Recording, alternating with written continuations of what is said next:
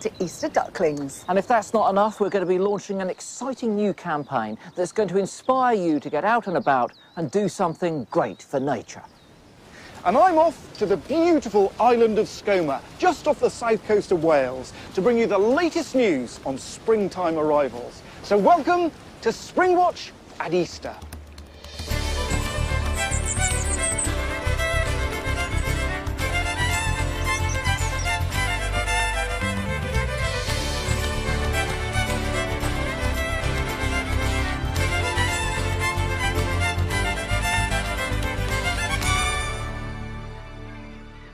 Hello and welcome to Springwatch at Easter 2016. Coming to you from the wonderful National Trust Stackpole estate here at Pembrokeshire in West Wales. And what a place this is. It's absolutely stunning. And look, Chris, it's a lovely day for us too. Very lucky. Great range of habitats, the sea cliffs, sand dunes, some wonderful lakes, sort of place you might want to visit. So where would you come? I'll show you. You need a map and I've got one here.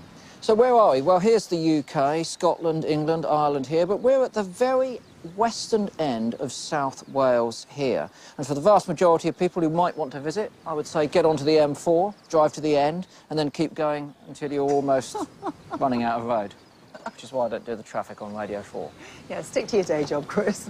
Now, it's been an unusual start to the year weather-wise. We had that weird winter, we've had a very strange start to the spring. And in fact, just here in the last few days in Pembrokeshire, it's been a mixed bag. We've had sunshine, it's been quite mild, got a bit colder, then, well, there was wind, stormy weather, and then a beautiful sunset.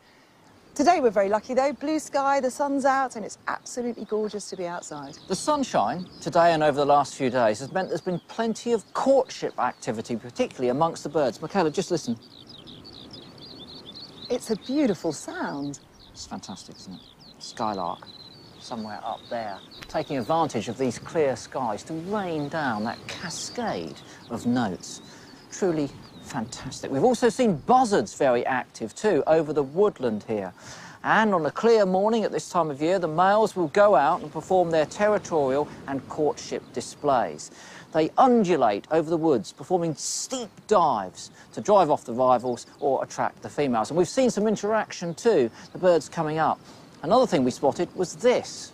Mating behaviour, copulation. Now this typically only occurs if the female is laying eggs or to strengthen the pair bond just before that. This might be a sign that they're going to nest early this year. We've also seen them carrying nesting material. No point in mating to lay eggs unless you've got a nest. They'll build their own. Sometimes they refurbish last year's, but sometimes they start from scratch to build a new one. Another good sign that spring is here is emerging insects. And we caught this bumblebee making the most of these snowdrops. Now, this is a buff-tailed bumblebee. It's a queen who will have just emerged from its underground hibernation where it overwintered.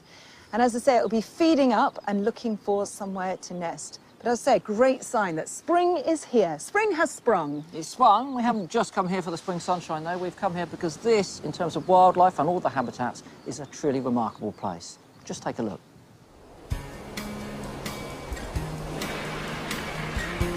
Pembrokeshire, rugged, remote and breathtakingly beautiful.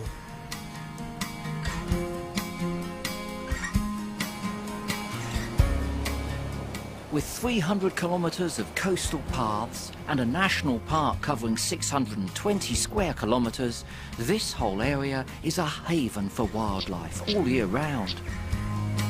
But it's now that it really comes alive.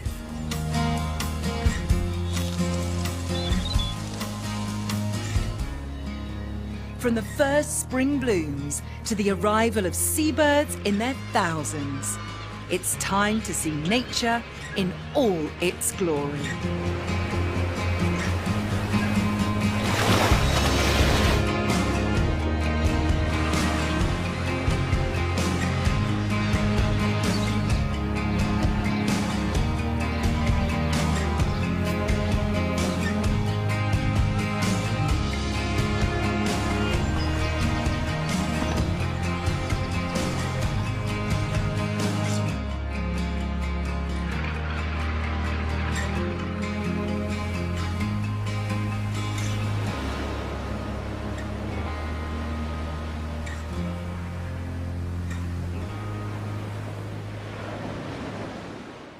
It really is a very special place. I mean, look at it. It's absolutely gorgeous, isn't it, Chris? It's stunning. I love the gorse. Gorse is in flower. That means kissing's in season. Does it? You know why they say that? Why did they say that, then? Because it flowers throughout the year, of course. Well, I'm keeping away from you. There's no kissing It going wasn't on an right invitation. now. Don't I'm worry, glad don't about worry. that. It wasn't an invitation. Anyway, it's kept so beautiful because it's very well managed and it's very well cared for. Not just by the 50 regular staff here, but also by the 50 regular volunteers. They got lots of other volunteers as well, and last year they did an incredible 20,000 volunteering hours. And that makes such a huge difference to a place like this. Now, one of those volunteers that has been coming here for the last 6.5 years is Jim Bevington. And he goes out with his camera and he monitors all the wildlife, and he's been helping our camera teams film this particular bird. It's a chough. It's a rare bird that people come here especially to see. And what a bird it is too. One of my favourites, I have to say. Simple, you see. Plain black, but with that lovely blood-red bill, blood-red legs. And they're a member of the crow family, and they probe in soft coastal soil for invertebrates. Now, very sadly, soft coastal soil has been disappearing because it's been farmed right up to the cliff edge. But we're very reliant now on areas like this for these birds to find good foraging. Great bird and a great bloke, because it's fair to say that British conservation simply couldn't work without people like Jim. I mean, our NGOs, RSPB, WWT, Wildlife Trust, all the rest of them do a tremendous amount of good work, but it couldn't happen without the volunteers. And volunteering, of course, is at the core of the BBC's Do Something Great campaign. And what we want you to do is do something great for nature. That can be anything, from a 2-minute beach clean with your friends to creating new habitats with a local wildlife group. So come on, get involved. All the details of these activities and a lot more are on our website. Do you know, Chris, I think we're very used to seeing things, aren't we, in the environment, particularly our local environment, saying, when are they going to do something about it? They. Well, we've got to become the they, haven't we? Exactly right. Well, Martin's become the they. He's taken up the challenge and he's decided to go volunteering with the Wildlife Trust on one of my favourite islands, which is actually over in that direction. It's here at Skomer Island, which is about 30 k's from Stackpole, which is about 18.5 miles.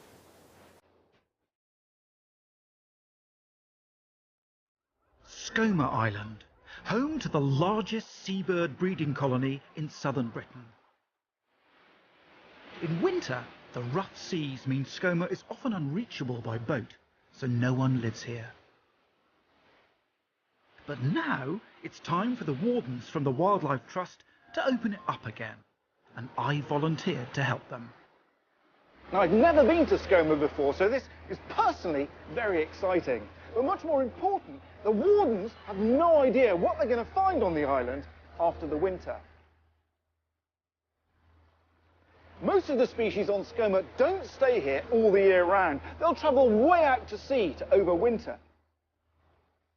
It's extraordinary to think that as I'm speaking, not tens of thousands, but hundreds of thousands of seabirds are crossing the oceans, heading towards this one tiny island. Before they arrive, we need to get the island ready for the human visitors that will soon be flooding here to see them. Here we are, on Skomer. The wardens need supplies for the next 9 months, and my first job as a volunteer is to help ferry them ashore. Nobody told me about the steps.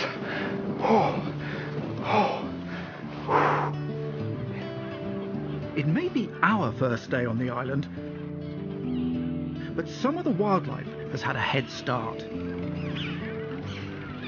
There's something really wonderful about being here on Skomer, and that's the sound, because you can hear gulls. There's fulmars down here. We heard a raven, and then there's kittiwakes as well, and also a group of chough flew past going choo, choo, choo. And this sound is going to just grow and grow, and in a couple of weeks it'll turn into an absolute cacophony. Where does it go? Just in the garage?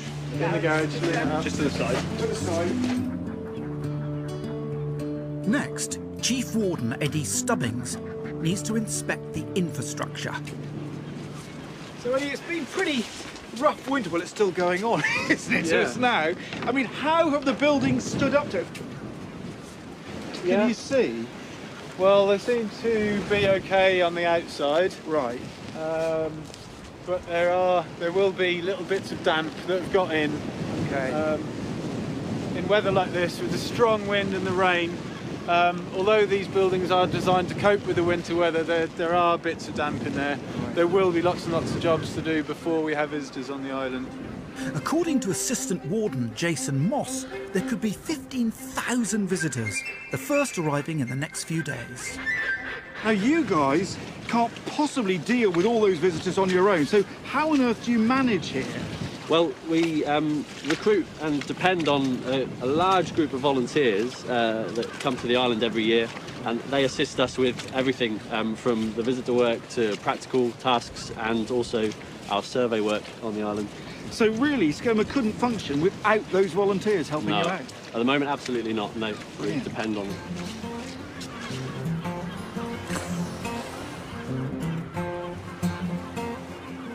Wherever we look, there's loads to get on with. Well, you can see what's happened here. There should be a bearing around the axle there, and the entire bearing's collapsed. So they've had to get a new bearing. So we're going to fit the bearing onto the wheel and then fit it into the place. And luckily, my motorcycle mechanicking expertise, I can be a little bit of help here. Can you bring the ratchet as well? Lovely new bearing, covered in marine grease. We've got to get it on before it gets too wet. Makes me feel like Beautifully greased up nuts and a lovely greasy ratchet. That's what you want.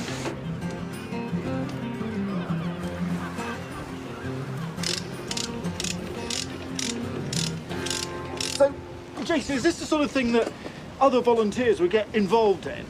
It varies from week to week. If something major happens, we'll get as many hands involved as we can. If we've got any skills from those weekly volunteers, we'll try and use them. It's really important to know if you've got a carpenter or a metal worker on the island, we can use those.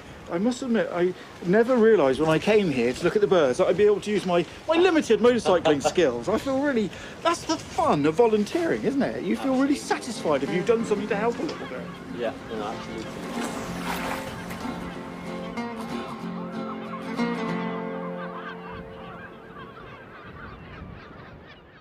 He's never happy, is he? Unless he's got grease under his fingernails and he's messing around with something mechanical. He loves being dirty, basically, doesn't he? He loves a dirty old engine, a dirty old piece of kit, dirty old wheel to fix. But of course, volunteering out there on Skomer is not just about the upkeep of the island, the maintenance of all of the buildings, so on and so forth. It's also very much about monitoring the wildlife, and Martin's going to be doing some of that later when he washes his hands.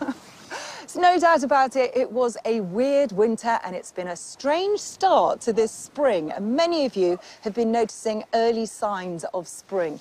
Sending in photographs as well, thanks very much for that. Let's have a look at a couple of them. Look at this one. Egyptian geese at Attenborough Nature Reserve in Nottinghamshire. Jane Bowen sent that in early February, 3 weeks early. And as you can see, they've got chicks. They had 6 chicks. They nested up in a kestrel box, apparently, 20 feet above the ground, managed to jump down safely. I was going to say, a bit of a jump down, isn't it, that? Yeah, but lots of ducks do. Once, when I was a kid, I found a mallard's nest 40 foot up a tree. I was completely bemused by this. I thought, how on earth are the chicks going to survive? But they're fluffy. That's the whole point of cutesy-wootsy fluffy chicks, that they bounce. That's one of the reasons that they are fluffy like that. Should we have a look at another one? There we go. Let's move swiftly on to this one, which is an oak leaf that's breaking bud. And this was sent by Bob Chapman, who's the reserves manager for the Hampshire and Isle of Wight Naturalist Trust. He spotted this in the New Forest on the 20th of February. So how early do you reckon that is? Considerably. He's never seen it any earlier, and typically we'd expect the oak to break its bud at the end of April, beginning of May. But we do know through long-term monitoring that that's occurring up to 3 weeks earlier on average. But this is possibly a record breaker. What about this one? Bluebells in Hartwood Forest in St Albans, sent in by Judith Parry, mid-February, 3 to 4 weeks early. It's ridiculous, Says isn't it? you might have missed your bluebell fix if you enjoy Well, going to look at I the think that bluebells? one or two might come out early like these, but the bigger spread of bluebells, that great flush of blue that we get through our woodlands that excites us all, is probably still going to take place in the south, mid-April, through to the north, beginning of May. I wouldn't rush out with my camera to photograph two. I'd wait until the whole lot break. There might have been a few more than just those two. There might have been, there might have been. But it's not just bluebells and oak leaves, Egyptian geese, lots of other unusual things have been happening at the start of this spring.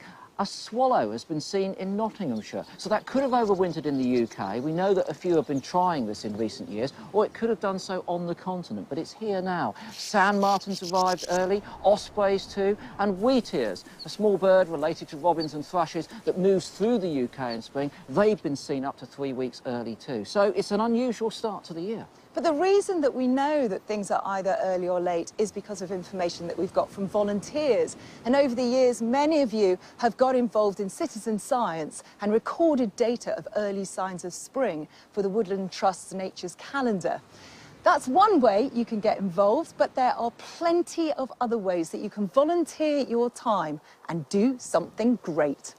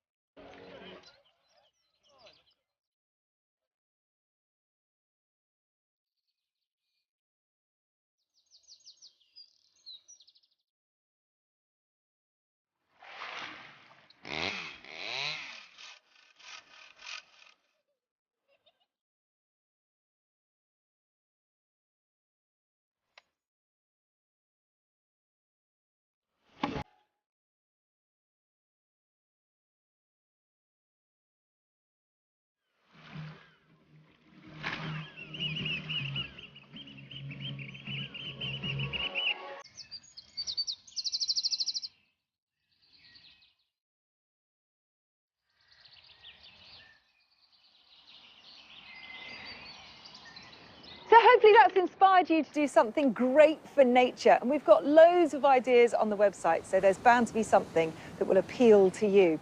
Chris and I have got involved in doing something for nature. We're doing a beach clean-up, and as you can see, we're joined by lots of volunteers.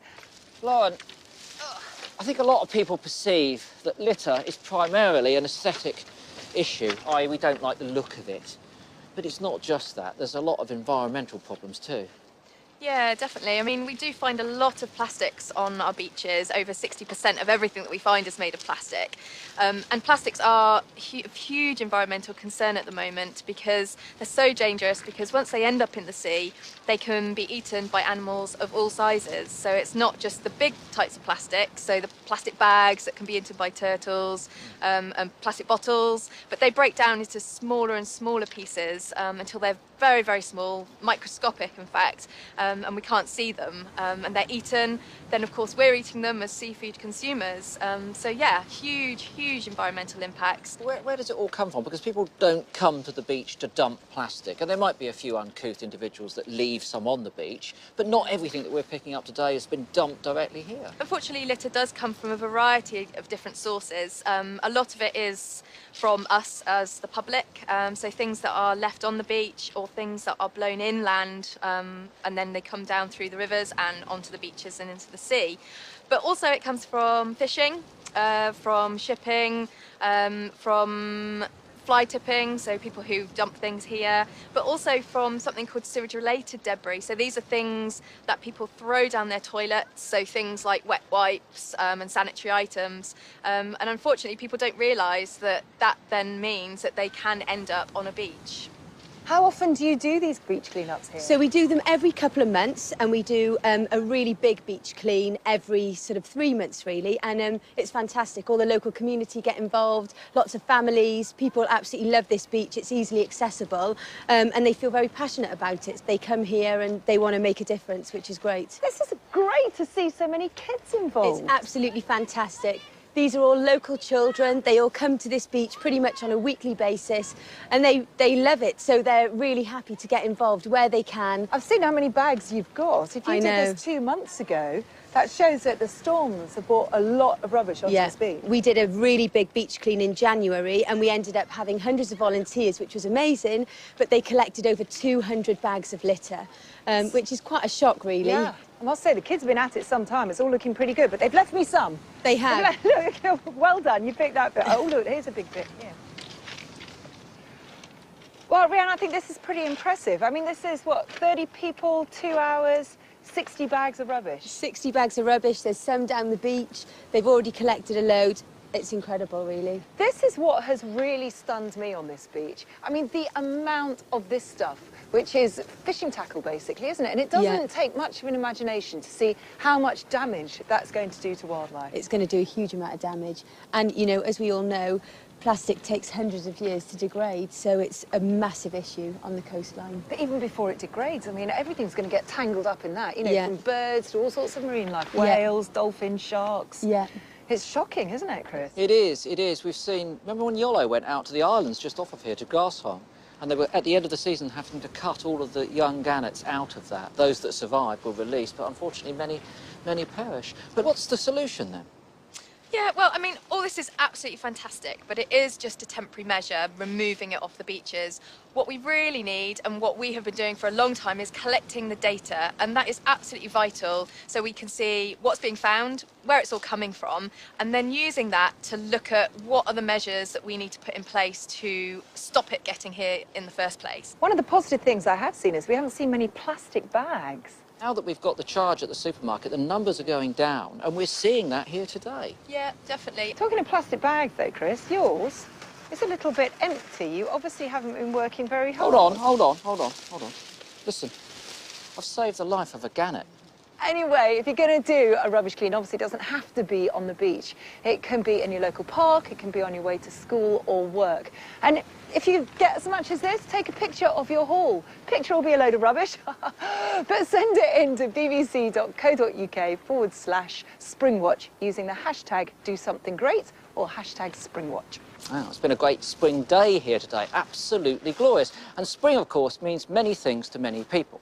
When I was a kid, it really only meant one thing for me: getting past Christmas, because then it would be tadpole time. Yes, in the early days of spring, frogs gather en masse to spawn. And this year in Cumbria, in one pond, they went absolutely berserk.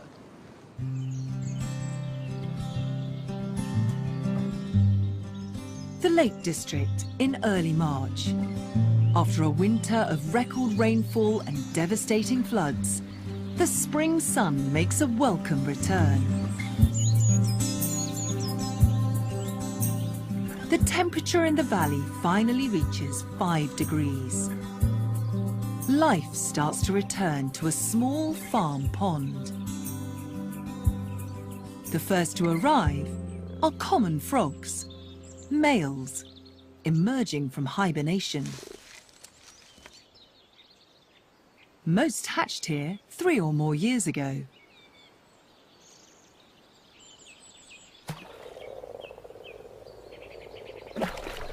Within hours, the water bubbles with amorous amphibians.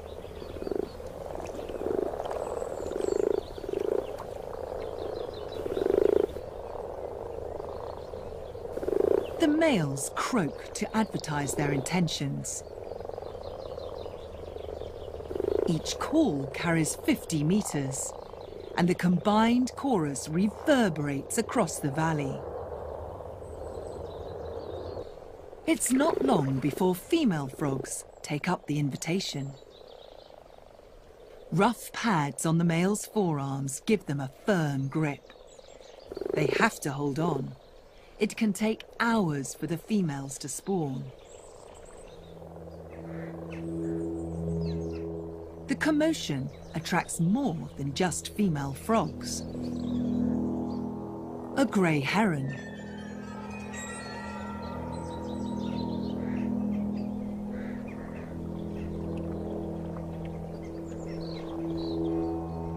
Herons hunt by stealth and sight, lining up for a lightning strike. With the frogs so keen to breed, they make easy targets.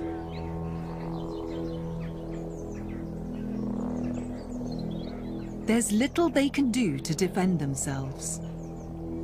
But with so many frogs here, this heron makes little difference to the pond's growing population.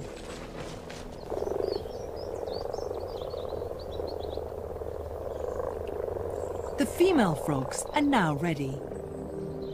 Each produces hundreds of eggs. On contact with water, the jelly swells, creating a protective layer. Soon the pond brims with several cubic meters of spawn.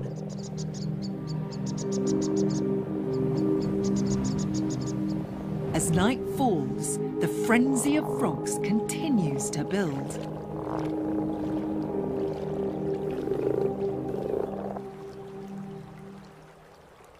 A dog otter has been checking the pond for the past few weeks, regularly travelling over 400 metres from the nearby river.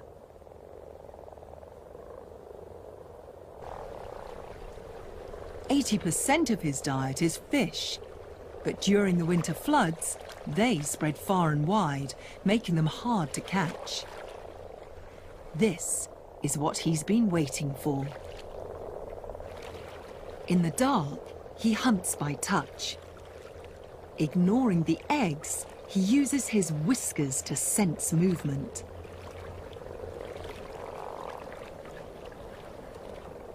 He must consume up to 50 frogs every night.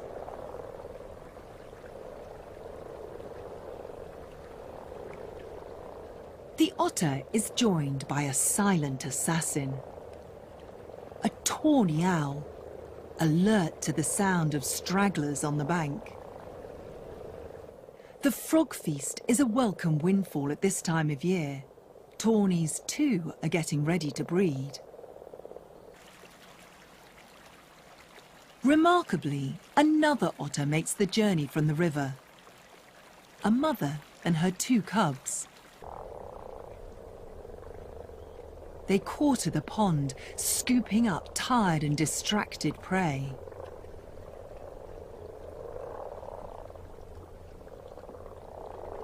The cubs are a year old and almost fully grown. With so many frogs about, the mother can look after herself, leaving her offspring to hone their hunting skills. Soon they'll strike out on their own. But perhaps they'll remember this seasonal bonanza.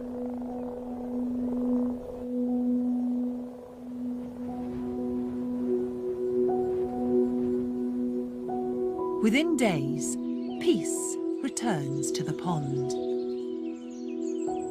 Predators and prey may have gone, but hundreds of thousands of eggs remain to hatch later in the coming spring.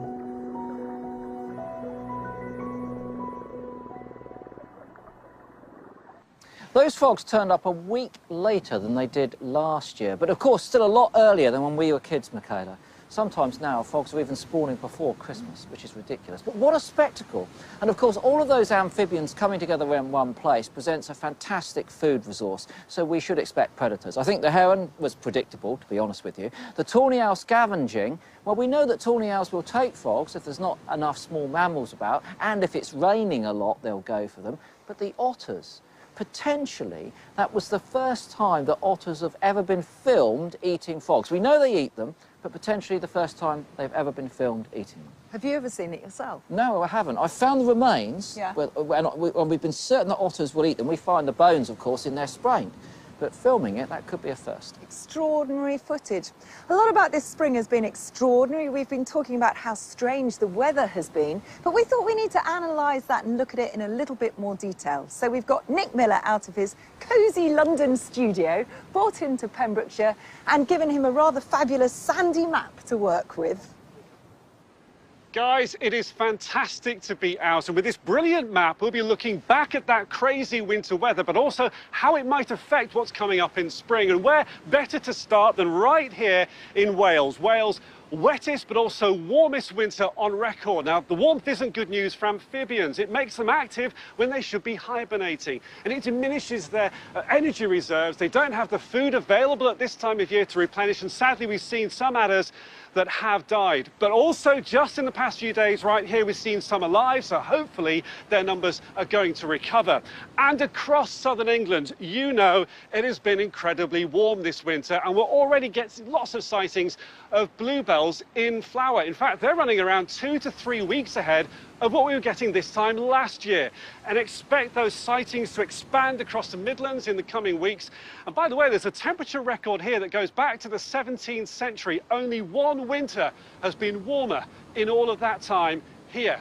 Quick jump across to Essex. You like to be different? The only place in the UK that's been drier than normal in winter, but you know, across northern England, here it has been incredibly wet. And the force of those floodwaters have scoured the riverbanks to basically bare mud. But just watch over the next few weeks as the wildlife, the plants, recolonise this habitat and it comes back to life. I want to go across to Northern Ireland now because it was such a warm start to winter, but here actually, February, the temperatures were closer to normal, and that means the insects, the pollinators have been able to hibernate. It is better news here. And it's a similar story up here in Scotland. We've had some cold weather, and in fact parts of northern Scotland had a colder than normal February, but it's been so stormy, and we know that the winds have damaged some eagle nests. But on Mull, those white-tailed eagles have built those nests again and are once again sitting on eggs. So if there's anywhere where spring may run a more typical course, it is here. But how do we know? Well, the key is you tell us. Wherever you are across the UK, get out and see for yourself as this, the most dramatic of seasons, bursts into life. I love it. He's taken his own advice. He got out the studio, got into the natural environment and told us about the weather. He should do it more often, shouldn't he? In the words of my mum, the fresh air will be doing him good as well. It's clear, though, that this strange start to the spring has affected some of our wildlife, and it'll be interesting to see what impact that has as the spring progresses. And it's certainly something we'll be looking at in more detail on Springwatch. Now, Michaela, what about this beach here, then? What do you think? It's absolutely beautiful, isn't it? It's a stunning beach. I'm loving it. I know, it's golden sand. There's hardly anyone on it. It's absolutely fantastic. Easy to forget, therefore, that just offshore is a very busy international shipping lane, serving Milford Haven and Pembroke Dock, which are just over there. And I'm afraid to say that about 20 years ago, there was a catastrophe here, because just up the coast, the Sea Empress ran aground, spilling tons of crude oil into the environment. And Yolo Williams remembers it well.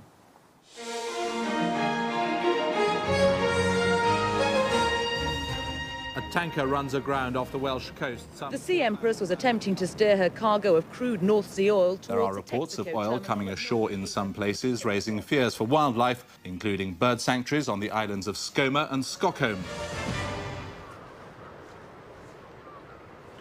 I'm standing here this very spot really 20 years ago now. I'd seen the news the night before of the Sea Empress having hit the rocks, and my boss, I was working for the RSPB at the time, got on the phone and said, drop everything and get down to Pembrokeshire now. And the overriding memory I have of my first arrival was the stench, the stink of oil.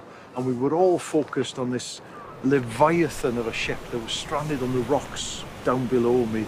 And every time a wave hit the ship, oil spouted out.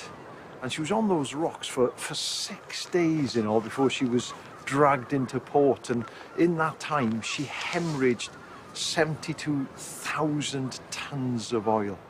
It was, and it still is, one of the worst incidents ever in Welsh maritime history. And I tell you what, it's a very odd feeling being back here 20 years on. Strong winds and currents spread the slick all along Wales's southern coast. The most obvious victims were the seabirds. 3,500 soon washed up ashore. Marine biologist Blaise Bullimo was a key part of an urgent clean-up operation. There were many people on the beaches scraping in the rock pools. It was using machinery to vacuum, essentially, the oil out of the pools. And it must have been a never-ending task in a way, because as soon as you'd cleared some pools, cleared the beach, more oil was washed the next tide, and it comes again, yes. The team washed cobbles to a depth of 2 feet on every beach and removed 20,000 tons of waste by hand. Now, I remember I was down here off and on, I think, for 3 weeks. I had to sleep in the car because there were no hotel rooms around, and I stank of oil, and I had oil in my eyes, in my nose, in my ears, everywhere. You were here for far longer than I was. How did you feel, Blaise? There were some very long days. It's not something you want happening very often, at all. It's still number 17 in the world for the biggest vessel oil spills. It has recovered, yeah, but it was a single event. The clean-up operation would last 2 long years. Hundreds of people joined in with the rescue effort.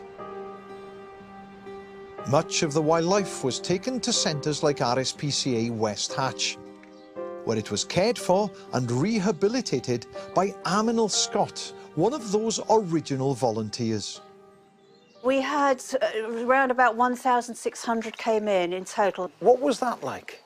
Well, just very intense, quite shocking to see birds in that condition and in that number.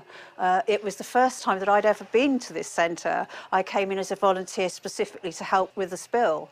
Did you learn anything new? Definitely the biggest change is the length of time that we keep them here now. We used to turn them around really quickly then, thinking that that was less stressful. It's better to get them washed and out, you know, in a matter of days. Now we keep them for weeks, not days. Just gives us a chance to really make sure that they are waterproof and that there's not internal damage.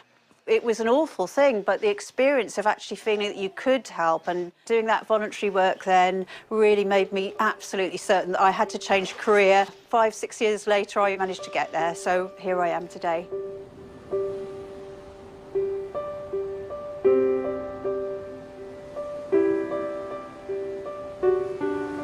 I remember standing on the beaches and stopping and thinking, we're never going to recover from this. This area, we'll never get over this tragedy.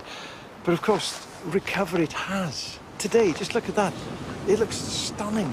And we have to remember that we've learned new things too, new techniques to clean the beaches and the rocks, techniques to rehabilitate the birds. And these techniques have been used all over the world since then. And I think it's testament to the hundreds of volunteers who came out to help at a time of crisis that the Pembrokeshire coastline today is as beautiful as it's ever been.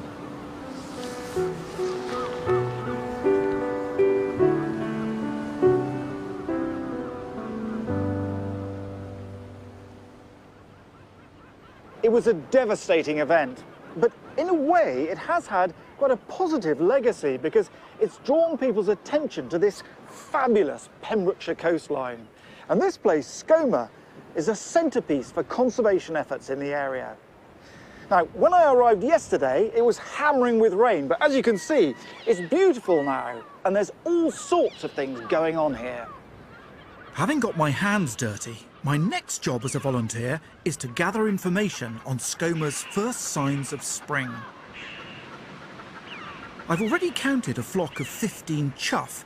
They gang together in the winter months, but I've noticed some are just starting to pair up. 4 pairs nested here in 2015, so maybe more will attempt to do so this year. And one thing I've noticed here on Skomer, in all these little inlets here, these beaches, there are grey seals. They're all hauling out this time of year because they're molting. They have to shed their old battered fur and grow new fur, very important for their thermoregulation. And it may look like they're just sort of lounging around being really lazy, but apparently it takes a lot of energy to grow that new fur, so they're not being lazy despite how it looks. The wardens count the seals in autumn when they haul out to breed, and last year 230 pups were born on Skomer. Up above the cliffs, the lesser black-backed gulls are already getting in the mood to breed, staking out their territories.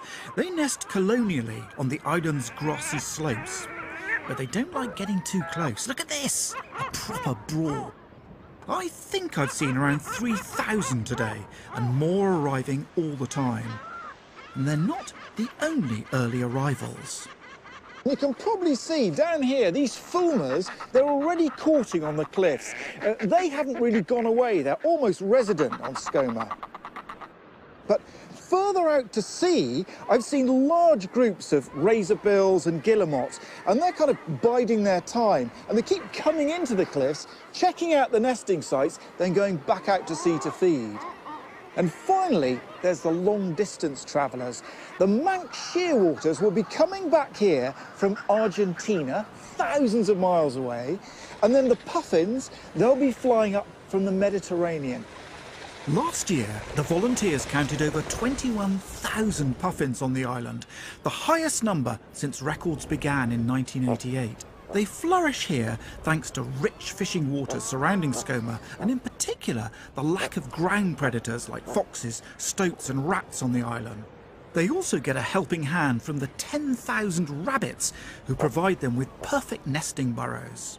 In many other parts of the country, puffin numbers are plummeting, so let's hope they continue to do well on Skomer this year.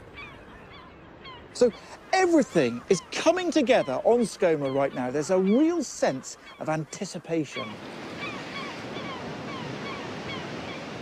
And in a few weeks, this place will be packed with birds, people, volunteers, and of course, eggs. Up to 1 million eggs will be laid here on Skomer. But each individual egg is a masterpiece of biological engineering. The science behind the egg is extraordinary. Perfect in its form and function. Because when you think about it, it's tough enough to allow new life to develop within, and yet fragile enough to allow that new life to break out. It's brilliant. And we're still making new discoveries about them. Now then, my two sweet young friends and I are going to show you essentially how an egg is made. Right, behave yourselves. Lend a hand. This is the yolk. It's made up of protein, fat and water. Once fertilised, it starts its journey down the oviduct. And this is essentially a tube in which lots of important things happen. Don't they? Because they happened to you a little while ago. The first thing is that that yolk is covered in the egg white, the albumen. And this is pretty much a shock absorber to protect the all-important yolk. But at that stage, it's still soft and squidgy. So further down the oviduct, it's covered in a protein layer, a protein membrane. Now, I've got an egg here from which we have removed all of the shell. And as you can see, it's very soft and fragile. If a bird laid this, it wouldn't last long in the great wide world. What this needs is a shell. And indeed, further down the oviduct, this reaches the shell gland.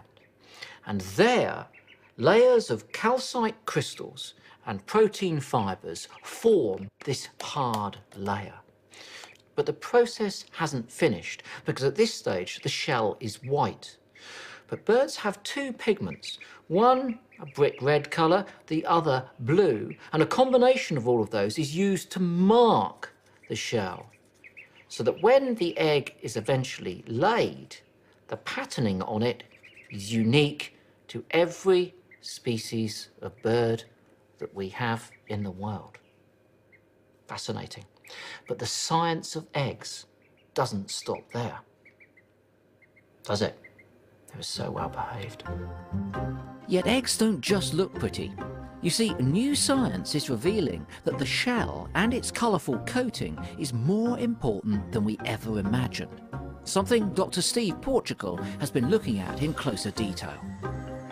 Steve, I think a lot of people perceive an egg as a perfectly sealed capsule, but it's not, is it? Absolutely not, no. The eggshell performs such an important function of letting the chick inside breathe. So air has to come in, carbon dioxide has to come out, so there's an awful lot going on in the surface of the eggshell. Now, over here, we've got a UV light set up. If I put that guillemot egg in, we know, Steve, that many birds see in the UV part of the spectrum. If guillemots can as well, then the UV light coming off here is exaggerating the features. Definitely. It's really making it very clear where the pigment patches are and making the white much, much brighter. So it's really highlighting the pattern and probably makes the life for the parent a little bit easier at recognising their individual eggs.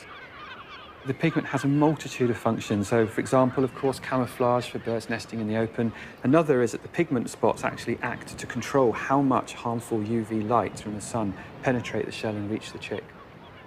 What you tend to see is birds who nest out in the open, who are being exposed to lots of UV radiation from the sun, have heavily pigmented eggs, which keep the temperature inside the egg constant. They go even further than that. So this pigment we see here, called protoporphyrin, actually, when it's warmed up, it works as an antimicrobial property to help keep the egg clean as well. It actually fights off bacteria, and lots of research is going into understanding how does it do that, and basically, how can we copy it? What a remarkable thing. Eggshell, who'd have thought it? Porous, self-cleaning, antimicrobial, has insulating properties, can offer camouflage and personal recognition. It's amazing. God, it's excellent.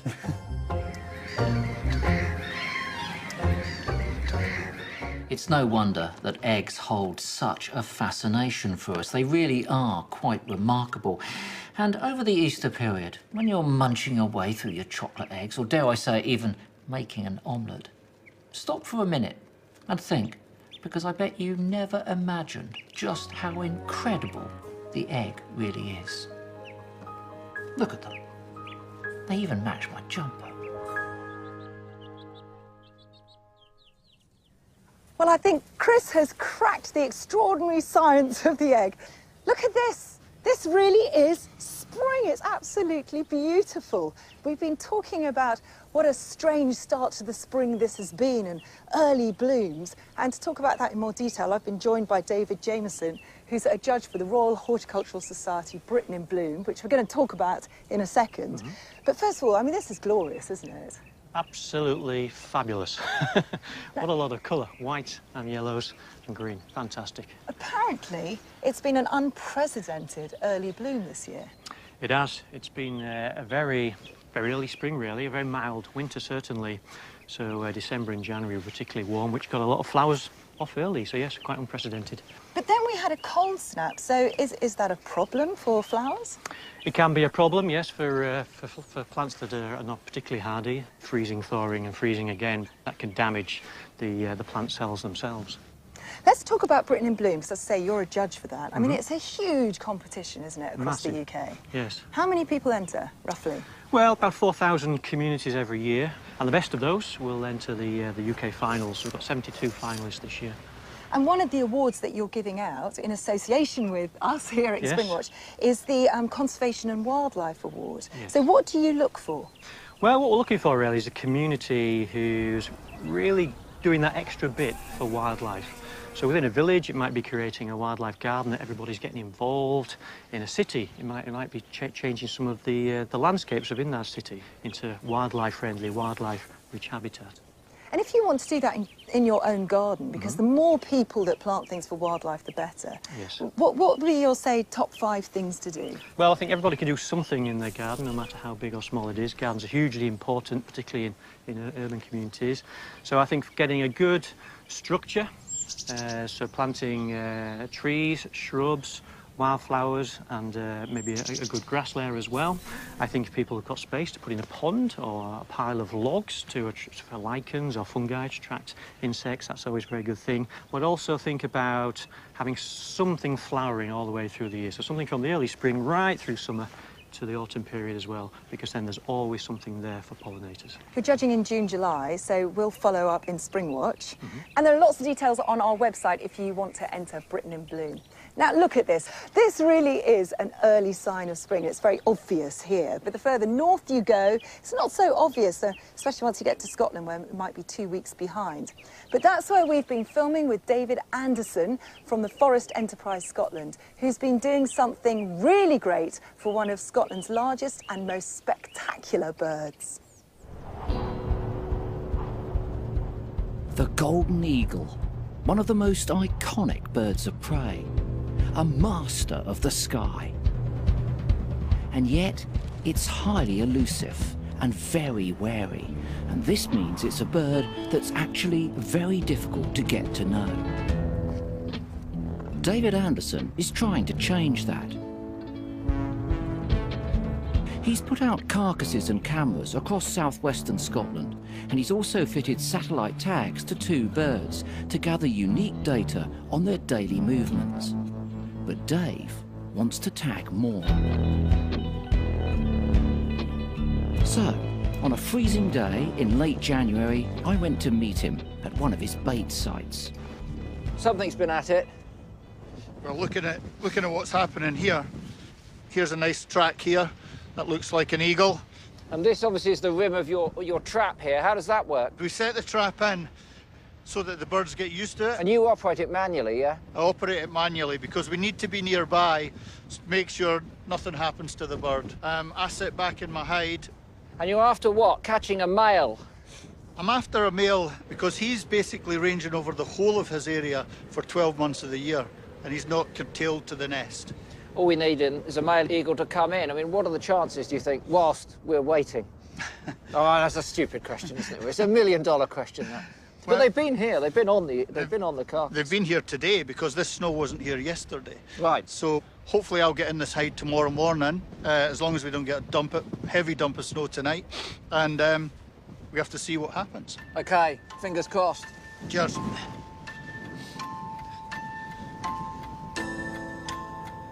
Golden eagles are very wary of humans, and catching them, therefore, is no easy task. So the next morning, Dave goes to the hide alone.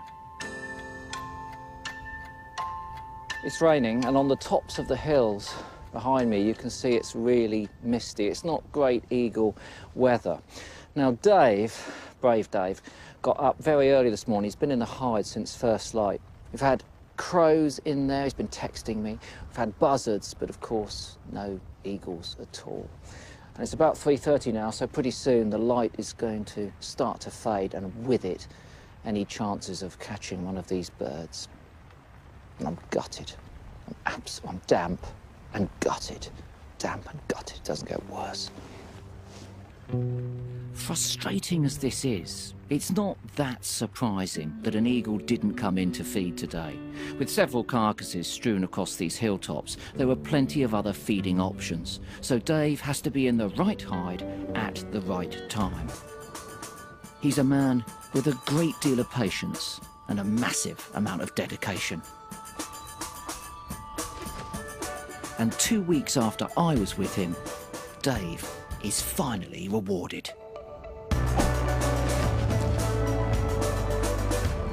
After all the hours of sitting and waiting, he's finally caught the male eagle that he was after. To keep him calm, Dave puts a special hood over his eyes. And with the help of his team, the first job is to record the eagle's vital statistics and check its overall health. It's immediately apparent that this male bird has a problem with one of his eyes. It's blinding. Oh, yeah. It's blinding this eye. Gosh.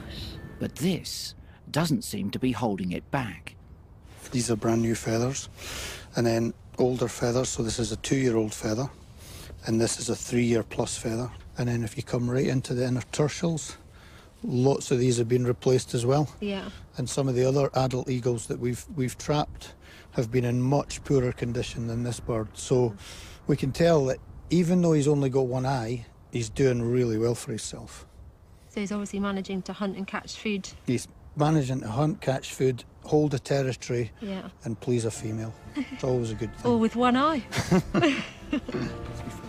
It's great that this male is in such fantastic condition, but the real purpose of catching it is to fit it with a high-tech satellite tag that's going to give Dave unique data on its movements over the next few years. Dave carefully sews it into position, and then it's time to go. They can fly in the dark, but it'll just go and sit and roost on the ground for tonight probably, and then it'll be away first thing in the morning. I'm feeling absolutely fantastic. It's great that it's all come together. It's probably 100 hours to catch that bird.